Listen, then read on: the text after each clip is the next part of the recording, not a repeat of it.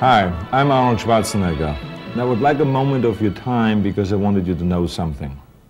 I wanted you to know about Dr. Milton Friedman's TV series, Free to Choose.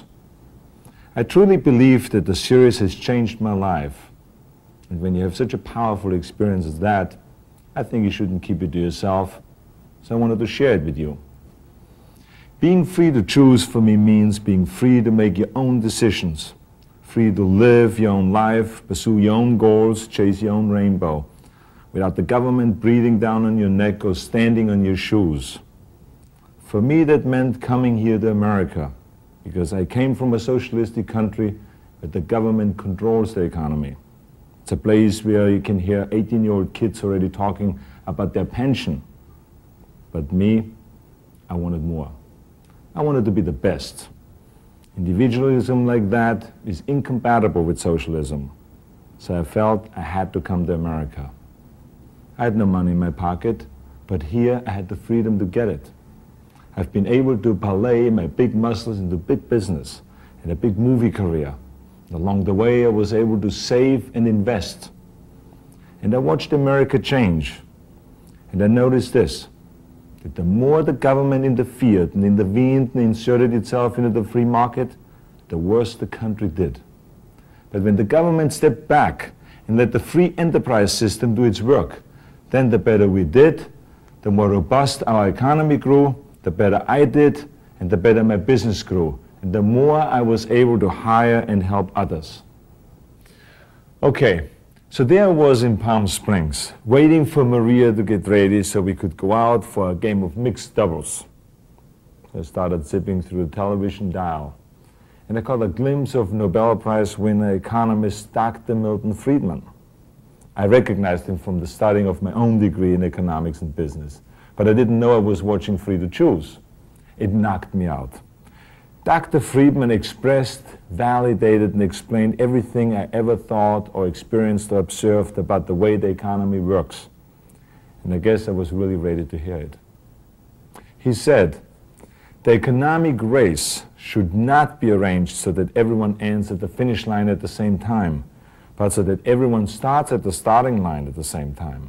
Wow, I would like to write that one home to Austria. He said, that society that puts equality before freedom winds up with neither.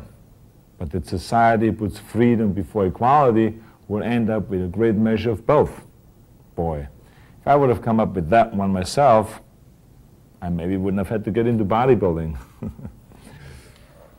When I did beef up my bodybuilding with business school, of course I studied what Thomas Jefferson believed and what Adam Smith thought and even what Milton Friedman had to say. But with Free to Choose, it all came together. Their economic thought with my own personal experience. In a way, I felt I'd come home. I sought out Dr. Friedman and had the great pleasure and privilege of meeting him and his economist wife, Rose. And we've all become friends, and now I call him Milton. And that became a big pain in the neck about Free to Choose. All my friends and acquaintances got the tapes and the books for Christmas after Christmas, all the way through the Reagan years when I was able to tell them all, you see, Milton is right. And I think it's crucial that we all keep moving in the same direction, away from socialism and towards greater freedom and opportunity. That's why I'm so excited that Milton Friedman is updating Free to Choose, bringing it into the 90s by discussing how to deal with the drug disaster, the Japan phenomenon, and of course, the miserable failure of communism. Oh, by the way, there are plans now to translate Free to Choose into the languages of the Soviet Union and Eastern Europe. And you know, they really need it to guide them through as they take the first walk into freedom. But we need it too. I recommend you the new TV series Free to Choose and encourage you to walk into the 21st century in freedom, in opportunity, and in success. With Dr. Milton Friedman. Thanks for listening. Human and political freedom has never existed and cannot exist without a large measure of economic freedom. Freedom is making choices. What's best for me? What do I want to do? We all want to be free to choose. No government official is telling these people what to do. Parental control, parents choosing the teacher, parents monitoring the schooling. Free to live your own life, pursue your own goals, chase your own rainbow, without the government breathing down on your neck or standing on your shoes. Most of us would choose prosperity if we could, but what's the best road to that goal? Free trade set off a process that revolutionized Japan and the lives of its people. The Pilgrims tried a form of socialism over 300 years ago. Unfortunately for their fair-minded plans, they prospered only after they were allowed to keep for themselves all the food they grew. Who says economic institutions don't matter? We may dream of a perfect world, but we all know that's not possible. Hong Kong is very far from utopia. Life is unfair. There's nothing fair about one man being born blind and another man being born with sight. I do not know any exception to the proposition that if you compare like with like, the freer the system, the better off the ordinary poor people have been. Dr. Friedman has spent a lifetime studying freedom and prosperity. To him, the lessons of history are clear. People are better off making their own choices, better off not relying on government. Free to choose is a survival kit for you and for liberty. It's a gorgeous morning around the New York metropolitan area. Skies are sunny now. A little bit of cloudiness over the eastern end of Long Island, a patchy fog out there. Boy, we've got some lovely weather to talk about, and I think I promised you this back at the beginning of the week. Once, all this was a swamp, covered with forests. And that's what essentially is The Canarsie Indians who lived here traded the 22 square miles of soggy Manhattan Island to the Dutch for $24 worth of cloth and trinkets. The newcomers founded a city, New Amsterdam, at the edge of an empty continent.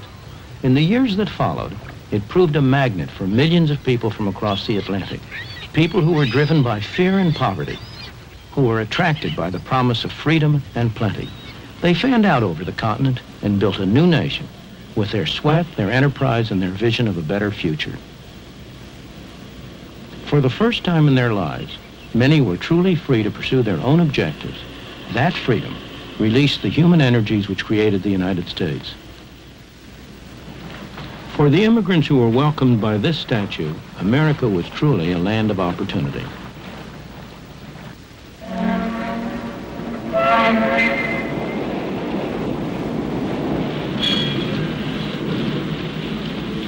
They poured ashore in their best clothes, eager and expectant, carrying what little they owned. They were poor, but they all had a great deal of hope.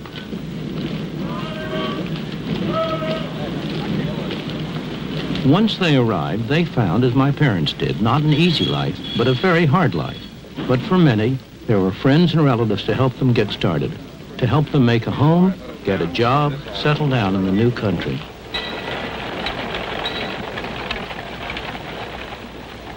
There were many rewards for hard work, enterprise, and ability. Life was hard, but opportunity was real. There were few government programs to turn to, and nobody expected them. But also, there were few rules and regulations. There were no licenses, no permits, no red tape to restrict them. They found, in fact, a free market, and most of them thrived on it. Many people still come to the United States driven by the same pressures and attracted by the same promise. You can find them in places like this. It's Chinatown in New York, one of the centers of the garment industry, a place where hundreds of thousands of newcomers have had their first taste of life in the new country. The people who live and work here are like the early settlers. They want to better their lot, and they're prepared to work hard to do so. Although I haven't often been in factories like this, it's all very familiar to me, because this is exactly the same kind of a factory that my mother worked in when she came to this country for the first time at the age of 14, almost 90 years ago. And if there had not been factories like this here then, at which she could have started to work and earned a little money, she wouldn't have been able to come. And if I existed at all, I'd be a Russian or a Hungarian today instead of American. Of course, she didn't stay here a long time. She stayed here while she learned the language. while she developed some feeling for the country, and gradually she was able to make a better life for herself. Similarly, the people who are here now, they are like my mother, mostly immigrants from a distant country. They came here because they liked it here better and had more opportunities. A place like this gives them a chance to get started. They're not going to stay here very long or forever. On the contrary, they and their children will make a better life for themselves.